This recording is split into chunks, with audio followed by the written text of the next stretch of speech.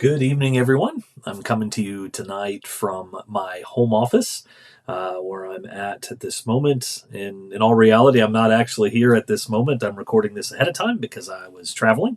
And so I'm grateful, though, to be able to join you on this beautiful evening. As always, put in the chat where you're coming from. Let me know where you're at. And I look forward to watching back with you some of the things and some of the comments and the rest in engaging with you guys there. I'm so grateful we're getting to the end of this semester, end of this time together. In fact, we're in the last few chapters. We get into the last few chapters next week is our final Thursday night before we'll take a break for about a month. But don't think it's the end. In fact, in January, we kick back off and we've got the fantastic Screw Tape letters that we're going to be going through together next semester. Very much looking forward to that. And I hope you will join me on that journey. So grateful for you all and for the time that you've spent this semester with me going through this Mere Christianity. It's such a fantastic book, but I'm grateful so much more so to be able to go through it with you. And I'm grateful for you being part of it. If you're watching after the fact, also grateful for you, grateful for your participation, for your comments, your messages that you've sent me over the semester. It really does not only make it worth it, but it's wonderful to be on the same journey with so many. So, with that in mind, let's dive into the next couple of chapters that we have. And so we are diving into now, right at the end, chapters 7 and 8. We've got 9, 10, and 11 next week of Mere Christianity, book 4 with C.S. Lewis. And so, chapter 7 is titled Let's Pretend. In fact, in book 4, chapter 7, A Mere Christianity, he titles it Let's Pretend, and Lewis explores the concept of pretending or acting as a means of cultivating virtuous behavior. He emphasizes that our actions, even if initially undertaken as a form of pretense, can shape our character and eventually lead to genuine transformation.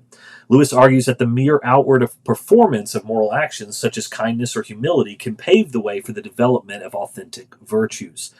And this chapter delves into that idea that practicing virtues, even if one doesn't feel them initially, can gradually instill these qualities with oneself, offering a unique perspective on the relationship between outward behavioral and internal character development. Now, I do want to be careful here. I want to make sure I'm very clear about this. He's not saying this isn't fake it till you make it.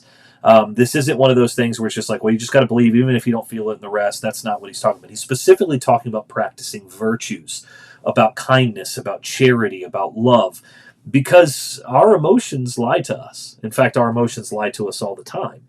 And this is one of the key components that we have to be careful of, is that we think that if we don't feel something or if we feel differently about something, that somehow that is of value. In fact, our culture right now screams at us constantly this premise of if it feels right, if you do it, if you don't feel it, don't do it, and the rest, just live off of your feelings, as if none of them have ever changed their minds based off their feelings.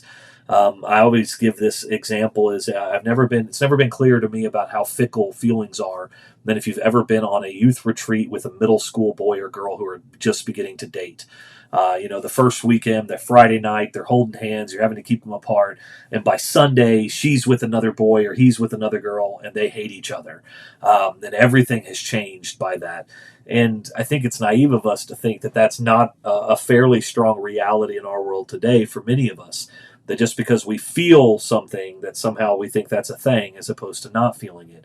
Here, he's going to get at throughout this chapter about practicing things with the goal of being to grow into them, to grow beyond what we feel in the moment and to become more.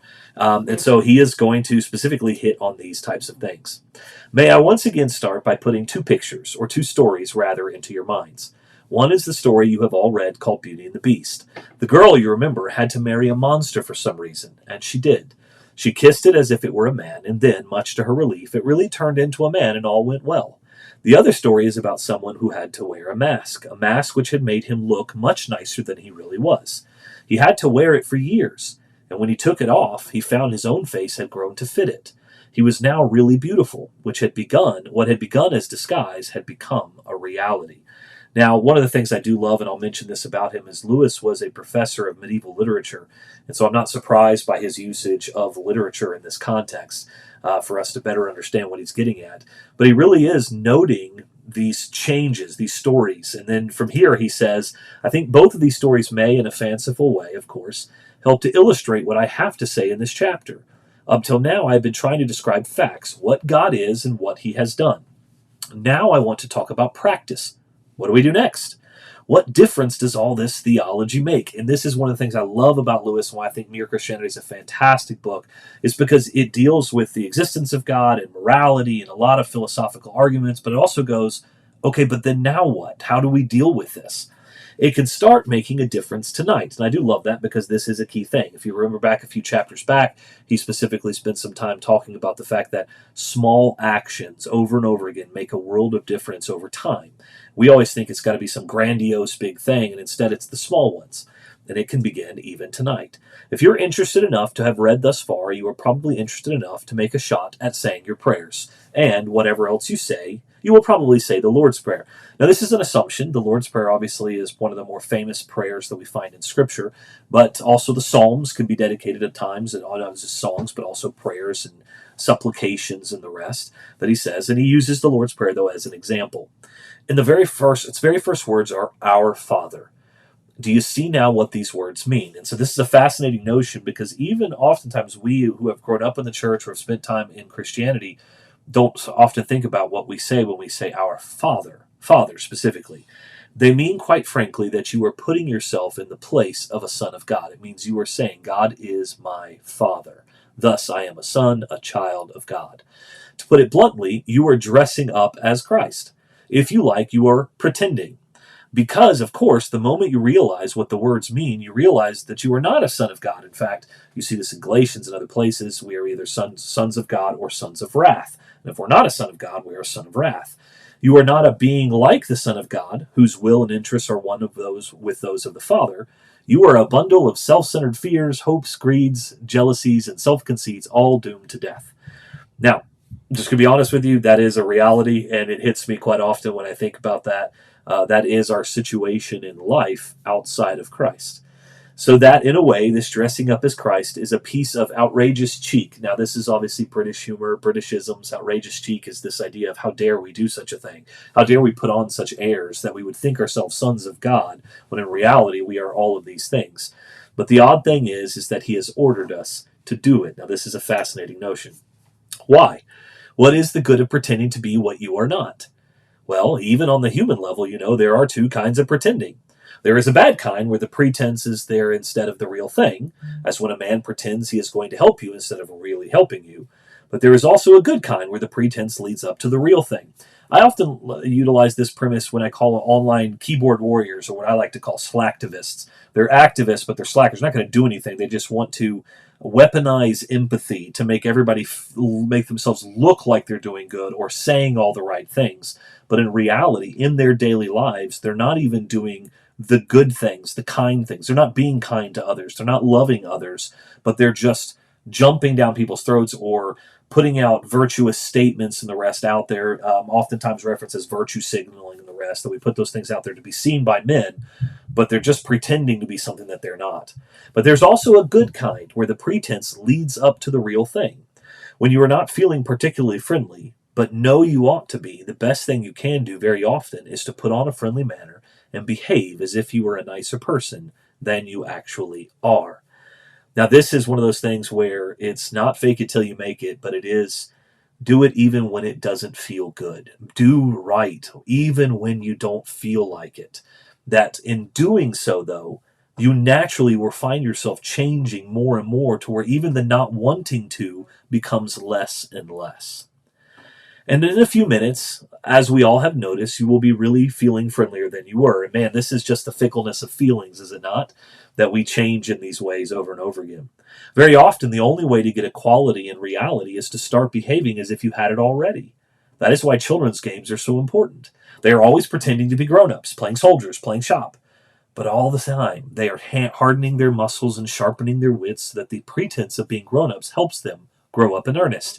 I see this often with my youngest daughter. She's 5.5, and Cece loves being a little mommy and plays with dolls all the time. And I'm never going to be surprised when the day comes when she has just a household of little kids and she just wants to be a stay-at-home mom and does all of those things. And she is at constant practice of those things.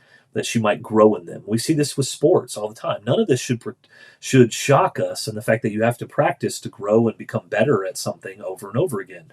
That it just doesn't happen overnight. And in the same way, in spiritual things, in virtues, that the practice of these things ultimately does change you and makes you a better person. Now, the moment you realize, here I am dressing up as Christ, it is extremely likely that you will see at once some way in which, at the very moment, the pretense could be made less of a pretense and more of a reality. You will find several things going on in your mind which would not be going on there if you were really a son of God. And I do love that he says this. Well, stop them. So, take for example, if you've ever gotten distracted while saying your prayers, or your mind wanders when you're talking to God, this is kind of what he's referencing.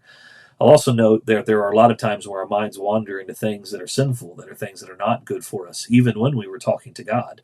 And I do love he just says, well, stop them. Or you may realize that instead of saying your prayers, you ought to be downstairs writing a letter or helping your wife to wash up. Well, go and do it.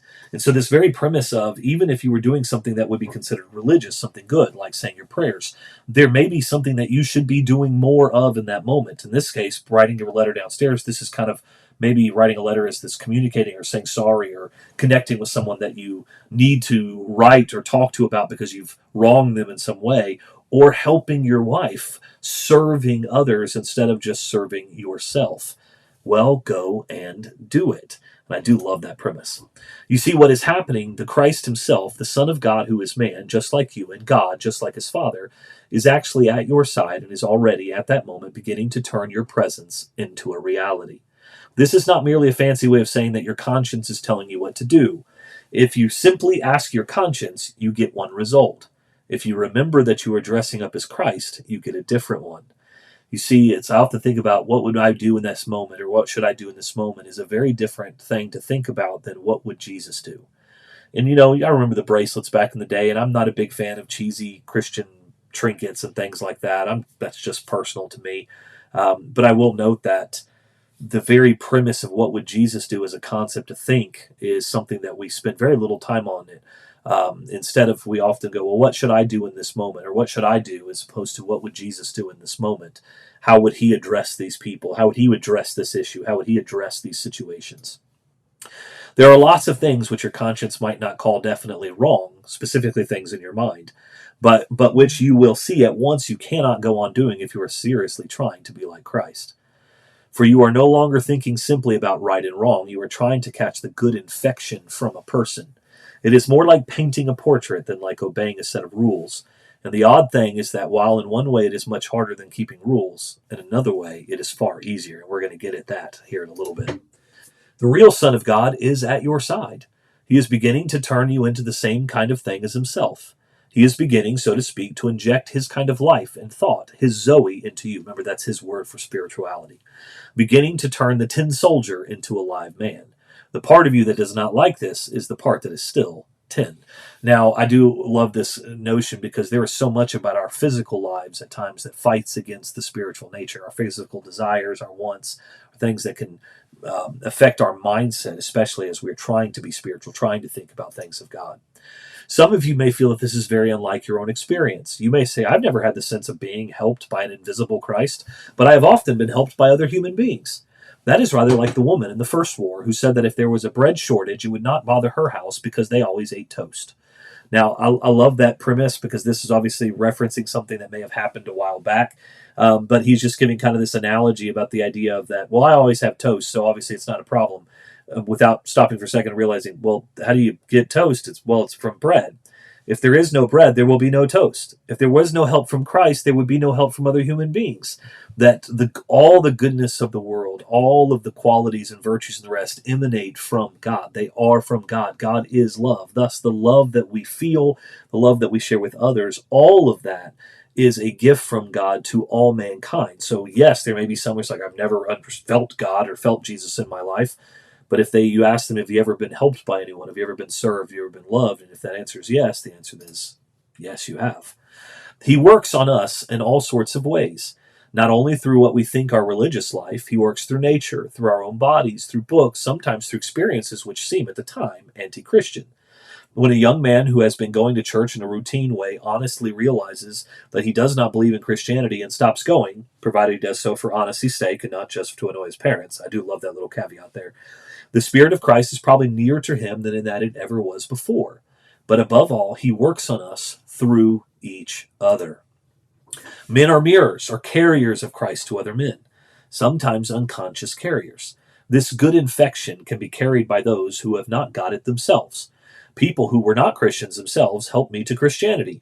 So, this is one of the things where I would say that there's a lot of people who enjoy blessings of life and the blessings of God and the blessings of faith and even Christianity who are not practicing Christians, who are not practicing believers. I often reference these as like, your basic graces of life. That people who are outside of Christ can enjoy good food and can enjoy a happy life, can enjoy those things, even though they're missing out on God Himself. They're missing out on the totality of it, and they're missing out on salvation, but they can still enjoy the good graces, the common graces of the existence in this world. But usually it is those who know Him that bring Him to others. That is why the church, the whole body of Christians showing Him to one another, is so important. You might say that when two Christians are following Christ together, there is not twice as much Christianity as when they are apart, but 16 times as much. There is so much more when Christians are together. But do not forget this. At first, it is natural for a baby to take its mother's milk without knowing its mother. It is equally natural for us to see the man who helps us without seeing Christ behind him. But we must not remain babies. We must go on to recognize the real giver. It is madness not to. Because if we do not, we shall be relying on human beings. And that is going to let us down. The best of them will make mistakes. All of them will die. We must be thankful to all the people who have helped us. We must honor them and love them. But never, never pin your whole faith on any human being. Now, this is one of my favorite quotes here at the end of this. I love this. Not if he is the best and wisest in the whole world. There are lots of nice things you can do with sand, but do not try building a house on it. Obviously, it makes me think of the parable of the wise and the foolish man, but he also really doubles down on the fact that all human beings will fail you. Outside of Jesus the Christ, if you put your faith in a preacher, if you put your faith in a specific, I'm thinking an elder, a preacher, even a parent or the rest, and not in Jesus, they will fail you.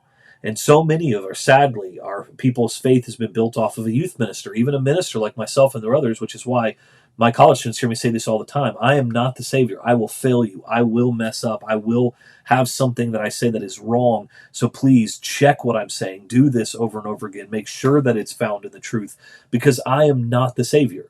And that is not necessarily because I see myself as that way, but others, and it's somewhat human nature at times where we look to people who've gone ahead of us, who have a deeper understanding of something, and we rely on them. But they will fail you. Jesus is the only one that will not fail us. And now we begin to see what it is that the New Testament is always talking about. It talks about Christians being born again. It talks about them putting on Christ, about Christ being formed in us, about our coming to have the mind of Christ. This is the transformation. Put right out of your head the idea that there are only fancy ways of saying that Christians are to read what Christ said and try to carry it out, as a man may read what Plato or Marx says and try to carry it out. They mean something much more than that. So it's not just about reading everything and then just doing it. They mean something so much more. They mean that a real person, Christ here and now, in that very room where you are saying your prayers, is doing things to you. There is a transformation at play. It is not a question of a good man who died 2,000 years ago. It is a living man, still as much a man as you, and still as much God as he was when he created the world, really coming and interfering with your very self, killing the old natural self in you and replacing it with the kind of self he has. At first, only for moments. And I'll be honest with this, especially when you're new to Christ and the rest, you still have the desires, the draws, the things. But over time, as Christ takes hold of your life, things are meant to change. You are to change. Then for longer periods, and this has been my experience for sure. Finally, if all goes well, turning you permanently into a different sort of thing, into a new little Christ, a being which, in its own small way, has the same kind of life as God, which shares in his power, joy, knowledge, and eternity. And soon we make two other discoveries. We begin to notice, besides our particular sinful acts, our sinfulness. Begin to be alarmed not only by what we do, but about what we are. This may sound rather difficult, so I will try to make it clear for my own case. When I come to my evening prayers and try to reckon up the sins of the day, 9 times out of 10, the most obvious one is some sin against charity. Now remember, the terminology charity here is kindness, is grace, and so forth. It's not necessarily just about giving money. I have sulked or snapped or sneered or snubbed or stormed. And the excuse that immediately springs to my mind is that the provocation was so sudden and unexpected. I was caught off guard. I had no time to collect myself. Now, that may be an extenuating circumstance as regards these particular acts. They would obviously be worse if they had been deliberate or predetermined. On the other hand, surely what a man does when he is taken off guard is the best evidence for what sort of man he is. Surely what pops out before the man has time to put on a disguise is the truth. If there are rats in a cellar, you are most likely to see them if you go in very suddenly. But the suddenness does not create the rats. It only prevents them from hiding. So I love this analogy. I love the way he plays off of this, because what he's talking about is the underlying nature of our character. And that we might look back on the end of the day and say, man, I really messed up on that. And then you start realizing, man, I do that a lot. Like, that's kind of, and when you start to acknowledge these things, you have to deal with them. You have to deal with these frailties, these faults that you have. Otherwise, you're just kidding yourself. In the same way, the suddenness of the provocation does not make me an ill-tempered man. It only shows me what an ill-tempered man I am. The rats are always there in the cellar, but if you go on shouting and noisily, they will have taken cover before you switch on the light. Apparently, the rats of resentment and vindictiveness are always there in the cellar of my soul. Now that the cellar is out of reach of my conscious will, I can, to some extent, control my acts. I have no direct control over my temperament. And if, as I said before, what we are matters even more than what we do, if, indeed, what we do matters chiefly as evidence of what we are, then it follows that the change which I most need to undergo is a change that my own direct voluntary efforts cannot bring about. And this applies to my good actions too. How many of them were done for the right motive? So in essence, he's saying there are things that have to change within me, that sometimes are outside of my own control. There are things in which I think he's going to argue, and what I would argue is that things where we pray for God's grace and mercy, that we would change in those things, that we would no longer be those ways, our temperament, and we would learn how to be different in those ways. How many, for fear of public opinion or a desire to show off, this is where he's referencing even the good things that he does. How many times did I do it just because I want other people to see that which I have done that is good? How many from a sort of obstinacy or sense of superiority, which in different circumstances might equally have led to some very bad act? And nowhere has this been more evident at times than I think on social media, where people create whole facade of their lives as this is the good things that I am and the rest, and then you see behind the veil and suddenly it's a very different life. They are not the same, but they put that out there to create a persona, a facade of this is who I am, and then everything comes crashing down from there. But I cannot, by direct moral effort, give myself new motives. After the first few steps in the Christian life, we realize that everything which really needs to be done in our souls can be done only by God. And that brings us to something which has been very misleading in my language up to now. I have been talking as if it were we who did everything. In reality, of course, it is God who does everything. We at most allow it to be done to us. In a sense, you might even say it is God who does the pretending. The three-personal God, so to speak, sees before him, in fact, a self-centered, greedy, grumbling, rebellious human animal. But he says, let us pretend that this is not a mere creature, but our son. It is like Christ insofar as it is a man, for he became man. Let us pretend that it is also like him in spirit. Let us treat it as if it were more what in fact it is not. Let us pretend in order to make the pretense into a reality. God looks at you as if you were a little Christ. Christ stands beside you to turn you into one. I dare say this idea of a divine make-believe sounds rather strange at first, but is it so strange really? Is not that how the higher thing always raises the lower? A mother teaches her baby to talk by talking to it as if it understood long before it really does. We treat our dogs as if they are almost human. That is why they really become almost human in the end. So this is a fascinating little way he plays this out. And I'm not a huge fan of just the analogy in and of itself, although I do understand what he's attempting for us. Just as an example, and I say this all the time to people, there's nothing that I can do to be saved. There's nothing that I do that earns salvation that can be done. It is a gift of grace by God. The one thing that God asked is that I would obey him. And obedience to us often sounds like, well, this just these follow these rules along the way, instead of realizing that to obey God is that he is inviting us into what he really has in store for us. That obedience to him is not just a better life, it is the greatest. It's what we were intended for. It was our purpose, what we were made for. And in obedience to him, he calls us to die to ourselves. And so this is a lot of what he's saying, this idea of dying to ourselves, and that then God working through us changes who we are over time, that God is the one who saves. So even in the act of baptism, the reason we are baptized is to die to ourselves. It's not an act in a physical way that where we save ourselves. And so this way, as I could say, baptism doesn't save us, but baptism, which now saves us, which we see in Peter, it is the obedience to God, to his will, to his desire. That's why baptism is necessary for the salvation of mankind, that every one of us is called to die to ourselves, Romans 6, in the waters of baptism. And it is in the obedience to God and an acknowledgement and understanding that he is the one who saves us. And how do we show him our love for him? How do we show him what that means to us is we obey his will. If you love me, you will do my commands. And that's why we do this. So chapter 8 is Christianity hard or easy? And I love this chapter. It's a fantastic chapter. But Lewis grapples with the paradoxical nature of the Christian faith. He explores the misconception that Christianity is either too demanding or too lenient, or argues that it is, in fact, both hard and easy in different respects. Lewis contends that the fundamental tenets of Christianity, such as love and forgiveness, are simple to understand, but challenging to live out consistently. He emphasizes the transformative power of faith and the divine assistance available to believers. This chapter offers a nuanced perspective on the complexities of Christian discipleship, addressing the tension between the accessibility of its teachings and the difficulty of embodying them in daily life. So he starts off by saying this. In the previous chapter, we were considering the Christian idea of putting on Christ, or first dressing up as a son of God in order that you may finally become a real son. What I want to make clear is that this is not one among many jobs a Christian has to do, and it is not sort of a special exercise for the top class. It is the whole of Christianity. Christianity offers nothing else at all, and I should like to point out how it differs from ordinary ideas of morality and being good. The ordinary idea, which we all have before we became Christians, is this.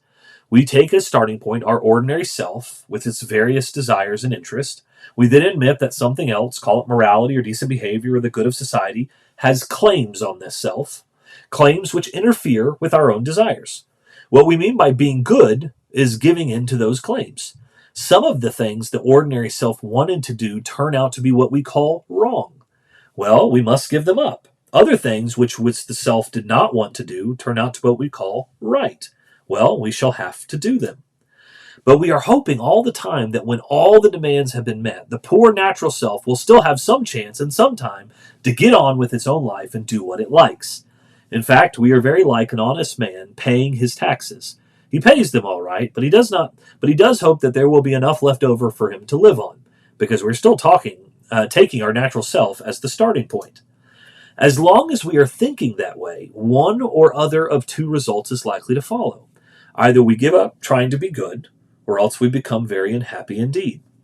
For make no mistake, if you are really going to try to meet all the demands made on the natural self, it will not have enough left over to live on. The more you obey your conscience, the more your conscience will demand of you, and your natural self, which is thus being starved and hampered and worried at every turn, will get angrier and angrier. This is very true from a personal perspective. In the end, you will either give up trying to be good, or else become one of those people who, as they say, live for others, but always in a discontented, grumbling way, always wondering why the others do not notice it more, and always making a martyr of yourself. And once you have become that, you will be a far greater pest to anyone who has to live with you than you would have been if you had remained, frankly, selfish. And I do love that whole premise there, because it's very, very true. If you've met people who seem to be so genuinely unhappy, even though they tend to be people who claim faith or claim living a good life. The Christian way is different, harder, and easier. Christ says, give me all. I don't want so much of your time and so much of your money and so much of your work. I want you. I have not come to torment your natural self, but to kill it. No half measures are any good. I don't want to cut off a branch here and a branch there. I want to have the whole tree down. I don't want to drill the tooth or crown it or stop it, but to have it out. Hand over the whole natural self, all the desires which you think innocent as well as the ones you think wicked, the whole outfit. I will give you a new self instead. In fact, I will give you myself. My own will shall become yours. Both harder and easier than what we are all trying to do. You have noticed, I expect, that Christ himself sometimes describes the Christian way as very hard, sometimes as very easy. He says, take up your cross. In other words, it is like going to be beaten to death in a concentration camp. Next minute he says, my yoke is easy and my burden is light. He means both, and one can just see why both are true. Teachers will tell you that the laziest boy in the class is the one who works hardest in the end. Now, I love this analogy, and I think this is a fantastic one, especially when it comes to what it means to actually work out something. They mean this. If you give two boys, say, a proposition in geometry to do, the one who is prepared to take trouble will try to understand it. The lazy boy will try to learn it by heart because, for the moment, that means less effort. But 6 months later, when they are preparing for an exam, the lazy boy is doing hours and hours of miserable drudgery over things the other boy understands and positively enjoys in a few minutes. The preparation aspect of working hard on the front end to prepare for something that might happen is different than just reacting. In fact, I often utilize the terminology, there's a difference between being visionary and reactionary. Visionary means you prepare for things that might happen in the future. So you prepare for all of the moments that might happen. So if you want to have a new job in the future, you prepare and you work towards that. You don't just expect the job to come out of nowhere. You train, you learn new skills, you do different things. It's the same thing spiritually. If you want to do something more later on in life, if you want to be have wisdom and the rest, you study. You don't just memorize Scripture. You study Scripture. You spend time in it and the rest. There's a difference between being reactionary and visionary. Laziness leads to just reactionary. And sadly, I'll say this, I find this a lot at times, or I've seen this a lot in church leadership around the world. And I've met a lot of churches when I travel in different places where elders tend to be reactionary as opposed to visionary. They're always reacting to something that happens in culture, reacting to something that happens in a church when a pretense comes up, instead of having been visionary and being prepared for those things when they might happen. In fact, I'm blessed to work at a congregation now where the elders, I can easily say, are visionary in these things. I remember years back when I sat, this was 10 years back, and having a conversation with an eldership about what happens when homosexuality is legalized in the United States. How does our church deal with that? If a couple were to come in, what were we to do in those moments? And we addressed those. We talked about them. We spent time in that long before any of those moments ever came about. And so we were prepared and we were ready for if and when those times came. And I think that's very important for us as believers to think from a visionary perspective and not just a reactionary. And I think that's what Lewis is getting at here. Laziness means more work in the long run. Or look at it this way. In a battle or in a mountain climbing, there is often one thing which it takes a lot of pluck to do. But it is also, in the long run, the safest thing to do. If you funk it, you will find yourself hours later in far worse danger. The cowardly thing is also the most dangerous thing. It is like that here. The terrible thing, the almost impossible thing, is to hand over your whole self, all your wishes and precautions, to Christ. But it is far easier than what we are all trying to do instead. For what we are trying to do is to remain what we call ourselves, to keep personal happiness as our great aim in life, and yet at the same time, be good. We are all trying to let our mind and heart go their own way, centered on money or pleasures or ambition, and hoping, in spite of this, to behave honestly and chastely and humbly. And that is exactly what Christ warned us all you could not do. As he said, a thistle cannot produce figs. If I am a field that contains nothing but grass seed, I cannot produce wheat. Cutting the grass may keep it short, but I shall still produce grass and no wheat. If I want to produce wheat, the change must go deeper than the surface. I must be plowed up and resown. That is why the real problem of the Christian life comes where people do not usually look for it. It comes the very moment you wake up each morning. All your wishes and hopes for the day rush at you like wild animals. And the first job each morning consists simply in shoving them all back, in listening to that other voice, taking the other point of view, letting that other larger, stronger, and quieter life come flowing in, and so on all day. Standing back from all your natural fussings and frettings, coming in out of the wind. Now, I love that whole premise of learning to Set aside the sins that so easily entangle. Set aside the draws of this, the worries of this world, and stepping into and thinking, what does God want from me today? What does He expect of me? What can I do in this moment? We can only do it for moments at first. But from those moments, the new sort of life will be spreading through our system, because now we are letting Him work at the right part of us. It is the difference between paint, which is merely laid on the surface, and a dye or stain which soaks right through. He never talked vague, idealistic gas. When He said, be perfect, He meant it. He meant that we must go in for the full treatment. It is hard, but the sort of compromise we are all hankering after is harder. In fact, it is impossible. It may be hard for an egg to turn into a bird. It would be a jolly sight harder for it to learn to fly while remaining an egg. We are like eggs at present, and you cannot go on indefinitely being just an ordinary decent egg. We must be hatched or go bad. And unless they are helping to increase and prolong and protect such moments, all the laws, parliaments, armies, courts, police, economics, etc., are simply a waste of time. In the same way, the church exists for nothing else but to draw men into Christ, to make them little Christ. If they are not doing that, all the cathedrals, clergy, missions, sermons, even the Bible itself, are simply a waste of time. God became man for no other purpose. It is even doubtful, whether the whole universe was created for any other purpose.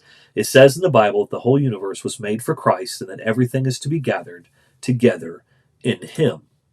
I do not suppose any of us can understand how this will happen as regards the whole universe. I'm one of those. We do not know what, if anything, lives in the parts of it that are millions of miles away from this earth. Even on this earth, we do not know how it applies to things other than men. After all, that is what you would expect. We have been shown the plan only insofar as it concerns ourselves. I sometimes like to imagine that I can just see how it might apply to other things. I think I can see how the higher animals are in a sense drawn into man when he loves them and makes them, as he does, much more nearly human than they would otherwise be. I can even see a sense in which the dead things and plants are drawn into man as he studies them and uses and appreciates them. And if there were intelligent creatures in other worlds, they might do the same with their worlds. It might be that when intelligent creatures entered into Christ, they would, in that way, bring all the other things in along with them. But I do not know. It is only a guess. Now, I do love this because Lewis writes about a lot of fantasy fiction, the rest, and even kind of some outer space type stuff. And I do love it because he kind of hints at this concept of almost aliens and the rest. But I do not know. It is only a guess. And I do love that he notes that. It's fascinating. What we have been told is how we men can be drawn into Christ, can become part of what wonderful present which the young prince of the universe wants to offer to his father. That present which is himself, and therefore us in him. It is the only thing we were made for. And there are strange, exciting hints in the Bible that when we are drawn in, a great many other things in nature will begin to come right. The bad dream will be over. It will be morning. Now, from a writing perspective, I love that last line. The bad dream will be over. It will be morning. That in Christ there is joy, there is peace to be found. Well, with that in mind, this is the end of these chapters. Next week is our last time together for this semester. We'll finish out the last couple of chapters. Thank you for continuing on with us through this entire time. If you're watching the recordings after, even if it's months later, years later, and the rest, I'm so grateful for you. Send me a message, send me a note, let me know how I can serve you. Until next week, I love you all. I'll see you soon. God bless, and I hope you have a wonderful, wonderful weekend. And if you're watching this during our time of the year, we are heading into December. It's Christmas time. Merry Christmas, happy holidays, and all of the above. We'll see you next week.